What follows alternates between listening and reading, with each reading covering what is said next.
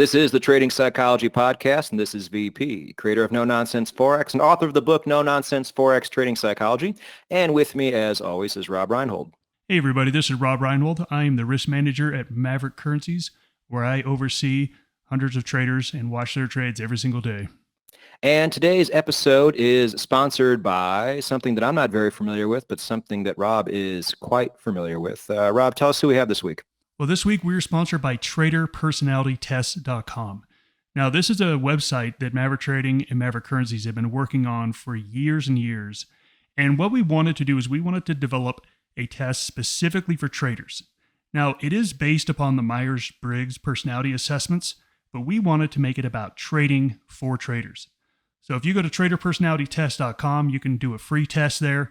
And basically, it's going to give you your trading personality, and it's going to give you your strengths, your weaknesses, what you need to watch out for as a trader. And it's really just to help you out to get to understand a little bit more about you and who you are when you get into trading your system. And for those of us listening to this on YouTube, feel free to go in the comments section and tell us the results of this test. I'd be really interested to see the varied responses we get, or maybe they're really consistent. I don't know.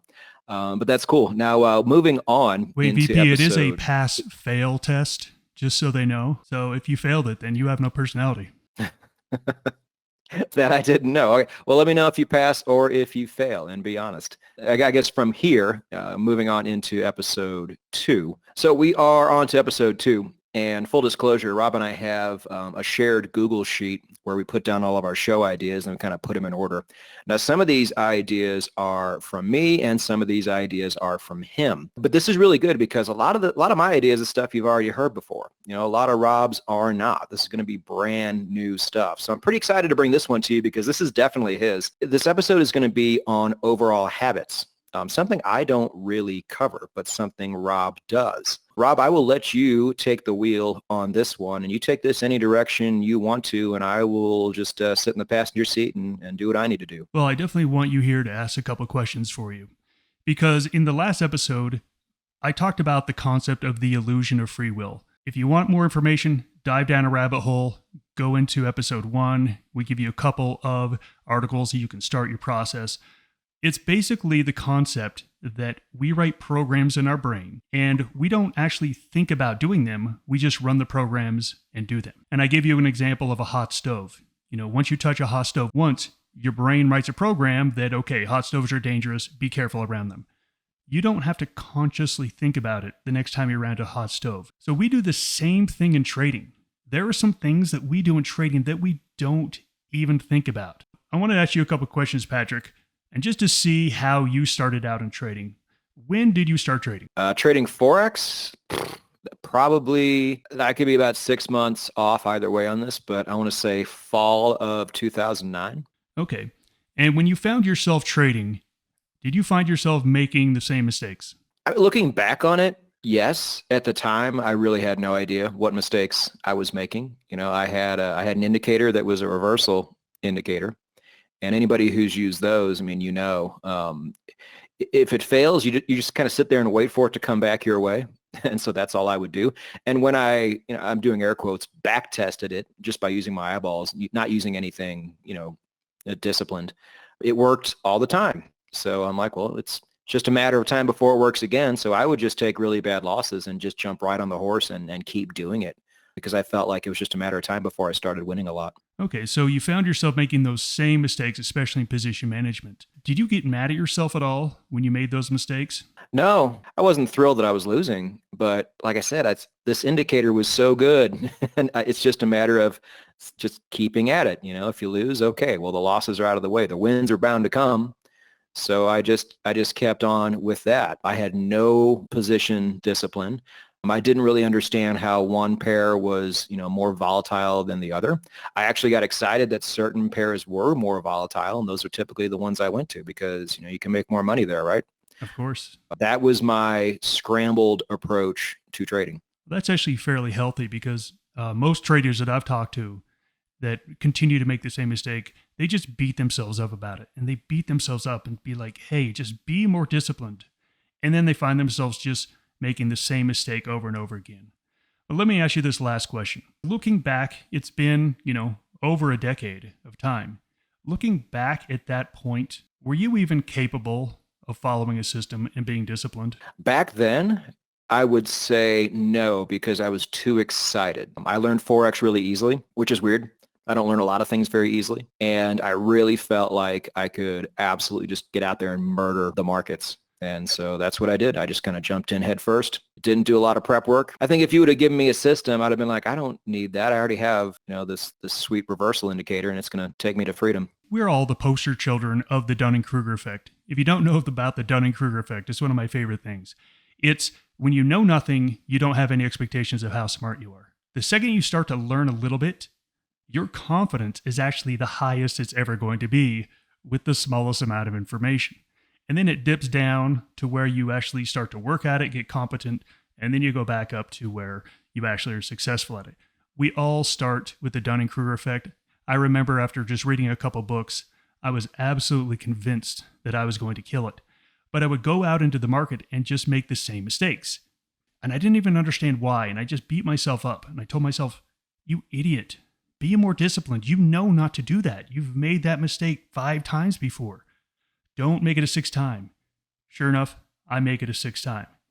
And I really didn't even understand why I was making those mistakes. And that's what I really wanted to talk about in this session is habits. And habits is just another name for doing what feels natural to you. A habit is just natural. It's the easiest thing. So the question is, how are these habits made? Well, science has shown us that these habits have 2 components, nature versus nurture. I'm sure most of you have heard about these things. Do we make the decisions we do and we are the people we are today? Is it because of our DNA or is it because of our experiences growing up? All the science shows is a combination of both. And so that's really what I want to focus on today. And that's really why I wanted to introduce the traderpersonalitytest.com. Basically, you're going to be able to go on and get your personality profile. And I always hate these personality profiles so bad. And I also remember when Pandora came out. Remember Pandora, the first streaming service? I hated Pandora because I always thought I was so unique in music. And I'm like, I like this genre here and I like this. There's no one else like me.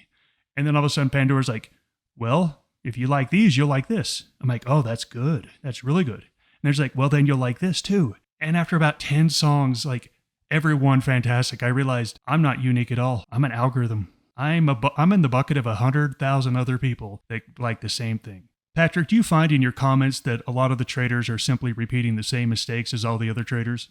I imagine they are, but there's so many different mistakes you can make. It's hard to say which ones they're making. I mean, being undisciplined obviously is the big one, but that can go, 50 different ways. No, that is so true. And this is where every single one of us is different. We are all very similar in certain personality styles. And this reminds me of a speech I gave at a Trader Expo years ago. And I stood up in front of a couple hundred people and I said, hey, we're at this wonderful Trader Expo. We've got all these exhibitions out here with softwares, with education, all this wonderful stuff. But here's the problem. None of it's going to work because you suck. And I pointed at him. And then I was silent for about 10 seconds. You could have heard a pin drop. Everyone was just kind of looking around like, what? That guy just told me I suck. And I said, look, don't worry about it. I know that's in your face, but I suck too. And then I started to basically go into the first session of an Alcoholics Anonymous meeting where I said, hello, my name is Rob. I'm a trader and I'm an overtrader. No matter what I tell myself, I cannot stop clicking the buttons when I know I shouldn't. I'm really good at holding my winners, but sometimes I'm really bad at holding my losers too.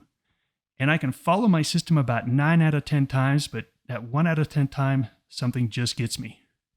And so I shared with them all of my struggles that I had in my first couple of years. And everyone kind of relaxed and said, oh yeah, you know what? I struggle with that too.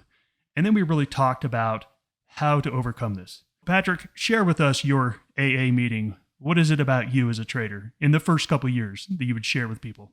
So it's almost, I guess, the opposite of what you were saying. I had so much arrogance to me that I just thought, hey, it's just a matter of time before this stuff starts working.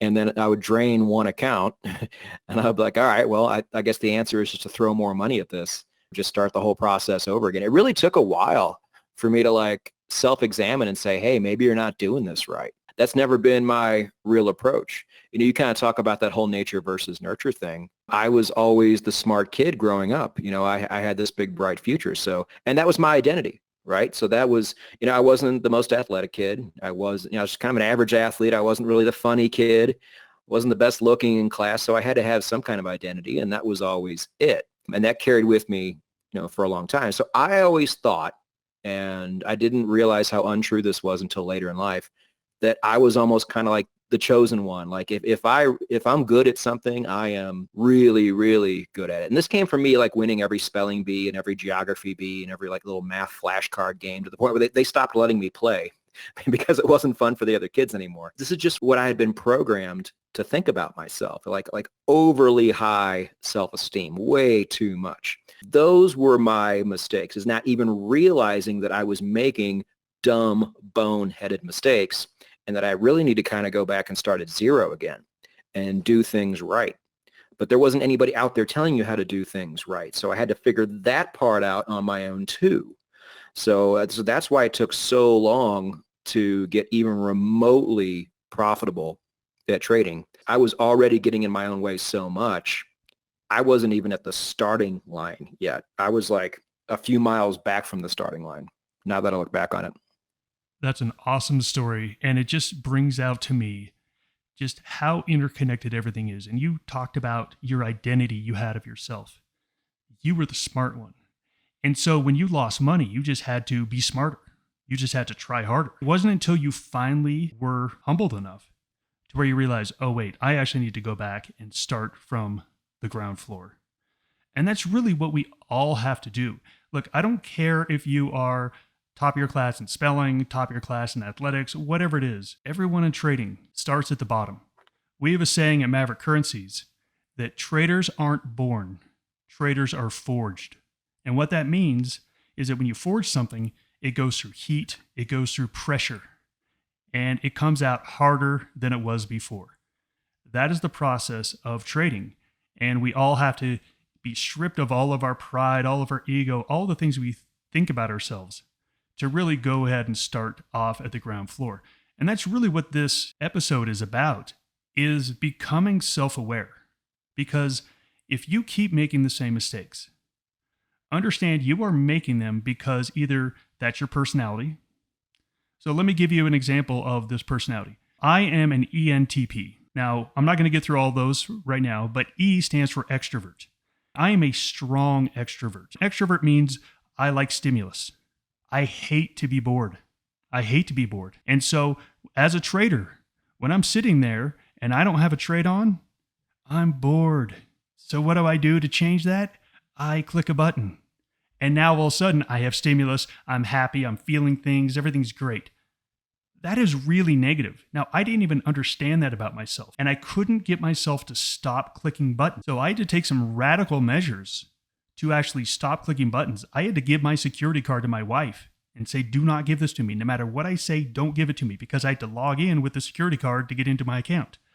The first time, I talked her into it very easily. She gave me back the card. I clicked my buttons to get my stimulus, and I lost some money. And I'm like, okay, look, no matter what I say, do not give it back to me. And next time, she didn't give it back to me, and I was so upset about it. But then I had to go do other stuff. And I developed all these other things to give me stimulus that I no longer needed that from the market. This is why at Maverick, we talk about don't try to cure it with discipline. It isn't going to work. You have to develop a lifestyle and a system where you can actually start to get there. And until you get to the point where you are self-aware of the mistakes you are making. And Patrick, I'm going to throw it back to you. Your first couple of years, you thought to yourself, oh, I just need a little bit more of this. I just need a little bit more of this. I just need to work on this indicator. What did you really need to work on? I needed to have an actual structure because I didn't have any. That was really it. It's funny you talk about extroverts. I've always considered myself an introvert, which maybe on paper doesn't make sense because of all the media I do and how comfortable I am in social situations, probably because of, the job I had waiting tables for so long. I just want my little circle of people next to me, and then everybody else can stay as far away as possible. So I think I would fall into the I category. I just want to say, just as a quick aside, that extrovert that you talked about, it immediately led me to so many people I met from my Las Vegas days in sports betting and in poker. You have these people called action junkies. In poker, they need to play almost every hand or else, what are they doing? They're wasting time. In sports betting, they needed to play all these different games, even though they couldn't even name two people on the team. They just had to have action because it was on TV. Everybody plays Monday Night Football, not because they have an angle, but because that was the only game on. So you have to play it, right? Like, this is the way these people thought. They would brag about it. Like, yeah, I'm just an action junkie. I'm like, oh, so you're an idiot who loses a lot of money. That's what you are. There's never any exception there. I guess I strayed away too far away from your question. Yeah, just as an introvert, I don't know if that played a part, but my arrogance certainly did. And I was like, look, I'm not going to be able to brain my way to riches. I'm going to need something that works, and I know works because I can actually test it to see if it's worked in the past, and then to see if it works in real time as well, because those are two very different things. It wasn't until I figured that part out that I really even had a place to start from. Then I had to actually do the testing, which took, another 2-3 years. So I guess that would be my journey and my very long answer to your question. Well, with that answer, my guess is that you are a sensor. Now, that is the second letter in the Myers-Briggs test. And sensors are like engineer brains. They like to go through and test everything out. And as long as they can test it all out, then they think, oh, it's a guarantee to work. That's not how trading works a lot of the time. You win some, you lose some. But that engineer brain has its own bit of garbage that comes with it. And that's exactly why I really want everyone to go on to take their personality test, because it's going to show you this is who you are. And this is the pitfalls you're going to fall into. People that are strong S's, they build systems forever, but they never really make any real money at it. That's one of the pitfalls that the S's will get into. So again, we go through all of that stuff. I just kind of want to wrap this up because this is the first episode where I really want to start working with everyone on making changes. And one of my favorite quotes is by Carl Rogers. I have no idea who this guy is, but this is his quote and I love it. The curious paradox is that when I accept myself just as I am, then I can change. It wasn't until I realized I'm an action junkie. I literally can't not click a button. There's no way I could do it. And so I had to think outside of the box. How can I not click the button? So I started scheduling appointments during the times of the day where I got myself in trouble. I started to work out. I got a trainer. I don't need a trainer to work out. I already love to work out, but I got a trainer because if I didn't have a trainer, I sometimes didn't go because their training was good. With a trainer, I always showed up and I got myself away from the stimulus and I gave myself other stimulus. This is the kind of stuff that we're going to be talking about in this podcast. You have a problem. So let's say your problem is you are an overtrader. We're going to do a whole episode on, okay, let's not do the whole just be more disciplined, don't click a button, because that's not going to work. Let's actually give you things that will help you out and make it work. So what we really want you to do after this episode is to sit down and list the mistakes you keep making. And I really want you to look inside, why do you keep making them? For me, boredom was the real reason I made too many trades as a young trader. It was boredom. Simple as that. It wasn't because I was dumb. It wasn't because I was undisciplined. I was bored. So I really want you to look at those decisions you're making and say, okay, why am I really making them? We're going to be talking about sometimes in your life, things aren't going well in your life. You're not going to be a good trader at those points of time. Maybe your marriage is not going great. Maybe you've got some personal problems. That's going to affect your trading. Our goal in this podcast is to get you to trade successfully in spite of all those things. Let's trade with you, not against you. Let's make systems that you can follow, not ones that you are going to fail at. That's what his whole podcast is about, is to get you to the point where you're no longer fighting any more battles. Is there anything you want to add, Patrick, for people? Well, as far as things actionable for them, I don't know anything off the top of my head. I can just say through my own experience, yours was being an action junkie. Mine was overconfidence. And I don't know where, divine intervention, whatever the hell it was, that came into me, just said, hey, I need to take a step back. Maybe I'm not that good at this. And then put a system together. And then you're right. It's that whole thing with the engineer brain. I don't know if I have that or not, but I still put it together. And it worked really well every time I tested it, but then I still wasn't getting the results because I was still messing it up. That's something I had to deal with early on in the channel, my YouTube channel, is people saying, hey, why don't you just give us your algorithm? I didn't really want to say it, but what I wanted to say all the time was, hey, I could give you everything to the letter and you would still screw it up. And then you would come back and say how trash it is. So that's not something I want to do. I want you guys to figure this out for yourselves. 100% on that. And I just think this is a really good early episode to have because it really sets the table for so many more things we could talk about. I mean, there's so many directions we can go just off of this alone. I'm glad we covered this because this is something I've never covered. There might be external factors in people's lives that are really affecting their trading. I just don't know how to address things like that. So I guess that's something I just stayed away from and say, hey, this is what you do. Go do it. But for some people, that might be really difficult. And let me go back to that quote. The paradox is that when you accept yourself just as you are, then you can do something about it. This is the beginning. If you're struggling with anything in your trading, this is the beginning, is to say, oh my gosh, I suck. I suck at this aspect of trading, and I'm probably never going to get it. Okay, let's sit down and talk about other ways other than discipline that you can actually fix these issues, and then all of a sudden your trading gets better. The goal is to get you to the point where you're not fighting any battles with yourself and you're just able to follow the system religiously. This is the starting point. After this, we're going to get into all aspects of mistakes and go through all these ways to actually fix them. Well, then on that note, I would like to thank everybody for listening to episode 2 of the Trading Psychology Podcast. Looks like we have a lot of directions we can go, and we're going to go in every direction we possibly can. Guys, we're going to find out the problems that are ailing you, and we are going to fix them the best we can. I think if it wasn't clear before to some of you, maybe it's starting to click now just how important this stuff is. So for Rob Reinhold and everybody here at the Trading Psychology Podcast, we will see you next week. Bye, everybody. See you next week.